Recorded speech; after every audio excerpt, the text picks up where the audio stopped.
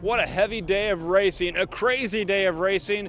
And in cycling, we're always gifted the unexpected. And that was the case today here in Waregem at the 2025 Dwars Vlaanderen.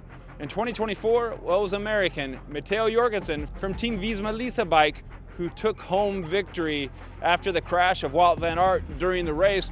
Well, 1 year later, Visma-Lease bike was firing on all cylinders, proving the team is back, one of the super teams in cycling, setting up, ready to deliver Matteo Jorgenson or Wout van Aert to victory, only to be crushed by the one rider who was in the group of four with them, and that was Neilson Powless, the American from Sacramento, California, EF Education, Easy Post, smashes them, demoralizes the team, demoralizes Wout van Aert, and demoralizes, for the most part, all of Belgium.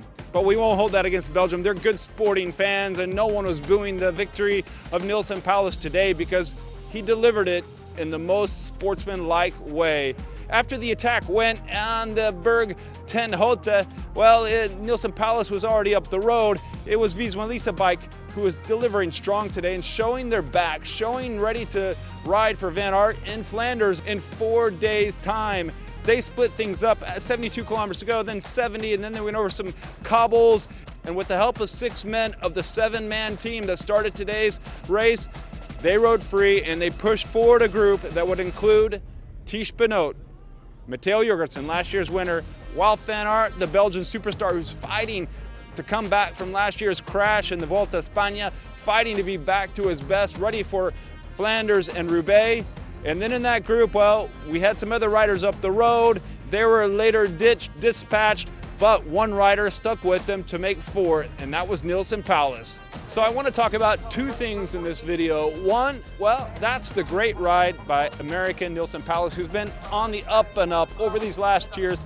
He's been himself dealt some hard blows and had to come back from illness, from injury. But remember, he's a San Sebastian Classica winner, and today, another big one-day win in his Palmars, and that bodes well for him in 4 days' time for the Tour of Flanders, because remember, back in 2023, he finished 5th in that race, the same year that Matteo Jorgenson also rode well when he was riding for Team Movistar. Well, Neilson Powless is back in 2025, 2 years on, and no one would have bet on him to win that sprint today, but he has a good set of legs, and he was ready when the moment came. So what was happening out there on the road? Well, he was working with the Visma-Lease bike squad, which I thought was kind of crazy, but doing so meant they weren't going to attack him, at least early on. We thought they were going to start to deliver 1, 2, 3 punches on him with Benoot, with Jorgenson, start sending riders up the road to weaken him. And we were thinking back to the 2015, I think it was, Omloop Het Nieuwsblad, when it was Ian Stander going up against the almighty Quick Step Classic squad. And after all the attacks, it was Ian Stander, Team Sky, the Brit, who won over the home team. Quick Step demoralized them on home soil there in Ghent at the finish of Omloop Het Nieuwsblad. Today, though, we thought, no way. In fact, we were talking among the journalists here, what are the odds that Neilson Powless would win the sprint? Pretty low. In fact, we thought it was going to be Van Aert was going to deliver it to him, or Matteo Jorgenson going up the road. But the thing I want to underline here is the strong victory of Neilson Powless.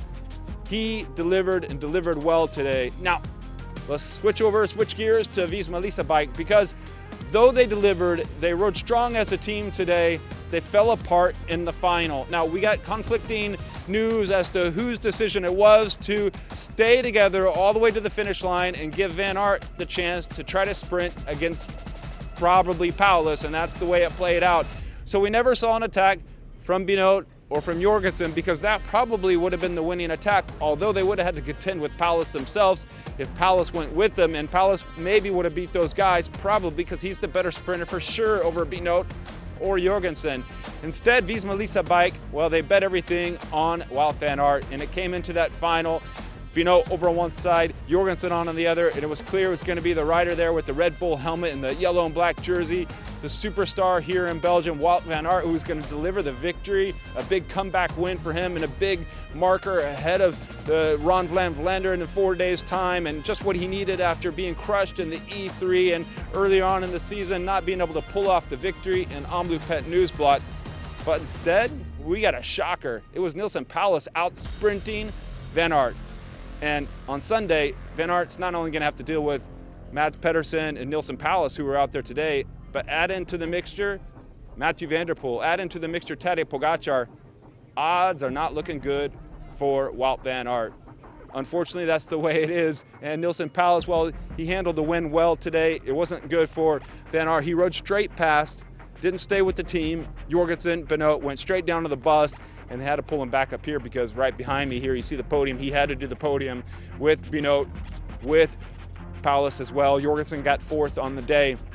Had to do the podium. As soon as the podium celebration was nearing an end, he got out of there. Normally do they selfie, all 3 riders together. Well, he wasn't around for that.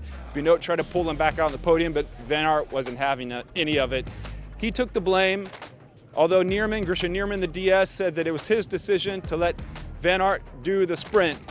But Van Aert said that it was his decision, and he was perhaps selfish in his decision, saying that he wanted to do the win. He wanted to do the sprint. He wanted to win the day and not give Benoot or Jorgenson a chance at victory, and he needed that victory. He said it this morning, he needed the morale boost going into Flanders, but he didn't get it. And the other thing he got was a beating from Neilson Powless today, and it doesn't look good at all. So cycling, you never know what's gonna happen. You never know what to deliver, but today, Visma punched it in the face.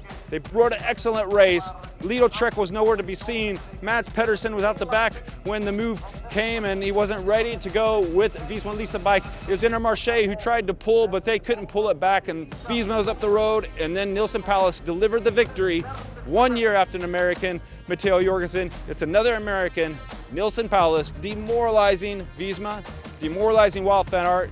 Tune in 4 days' time, 2025, Tour of Flanders.